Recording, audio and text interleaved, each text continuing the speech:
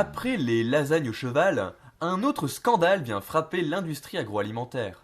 Nous nous rendons aujourd'hui chez Étienne Dubouchu, habitant de la municipalité de Froidmoulin, qui nous fait part de sa mésaventure. En effet, il fait partie de ces individus qui découvrent l'improbable dans leur quotidien. Bonjour, entrez. C'était un jour comme les autres. Je décide de me servir un petit bol de muesli comme à l'habitude. Donc j'ouvre mon paquet et là, qu'est-ce que je découvre? Surprise, des noix et des noisettes. Entières, hein, carrément. Donc vous voyez le truc là, donc la noix, la coque et tout le bordel. Hein. Donc moi, qu'est-ce que je fais? Instinctivement, je prends la boîte.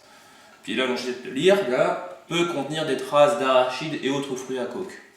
Bon, techniquement, c'est un muesli aux noisettes, pour situer. Heureusement, à la limite. Mais laisse pas les traces. Elles sont entières, là, les noisettes. Là. Le mec, il avait carrément la flemme, quoi. Mais quelle a été votre réaction? Je les ai mangés. Déjà parce que ça fallait bien, il y a quand même un vrai boulot. Mais je suis colère. Comme dit le proverbe, qui mange des noix entières fait confiance à son anus.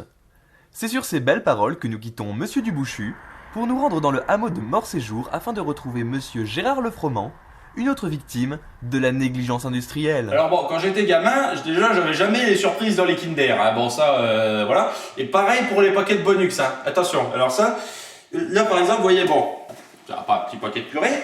Et alors à ce moment-là, bon, là je crois quand même qu'on est sur quelque chose. Là, voilà, je pense que c'est assez gros, hein, on peut pas passer à côté. Et quand ils disent donc par exemple trace éventuelle de céleri, alors là on peut dire quand même ils se foutent pas de votre gueule, hein, parce que ils nous mettent carrément la partie boulimique du céleri.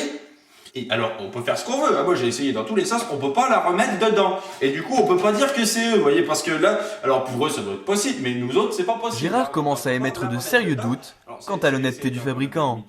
Et malheureusement, il n'en est pas à sa première mésaventure. On a trouvé un céleri et là on a que du produit défectueux, vous voyez, là on a que ça à peu près. Il décide devant nos caméras de protester en appelant le service consommateur. Bonjour, John David à votre écoute. Oui, bonjour, voilà, je vous appelle en fait pour un petit problème parce que j'ai acheté un paquet d'air en fait du coup de la marque Blaze. J'avais pris nature, hein, parce que je préfère toujours nature pour le gaz emballé. Et en quoi puis-je vous aider en fait? J'ai trouvé des chips dans le paquet. Ah, écoutez, je tenais à vous aider que c'est bien la première fois que j'entends ce genre de problème avec notre produit. Surtout que notre marque garantit un paquet 100% vide de tout type d'apéritif.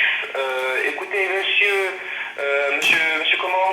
Monsieur Gérard Lefroment. D'accord, ok. Ah bah oui, je l'ai ouvert, oui, sinon j'aurais pas pu voir qu'il y avait les chips dedans. Oui, Ouais, je suis très embêté parce que, étant donné que vous l'avez ouvert, rien ne dit que c'est pas vous qui avez rajouté les chips dedans. Oh bah quand même, je veux dire, ça fait des années que j'ai l'habitude, c'est la première fois que j'ai ce genre de problème, quoi. Malgré toutes ces tentatives, ces réclamations je sais pas quoi- resteront je sais sans pas quoi réponse. penser, enfin voilà. L'industrie agroalimentaire ne semble pas prête de s'arrêter de continuer de nous faire trembler.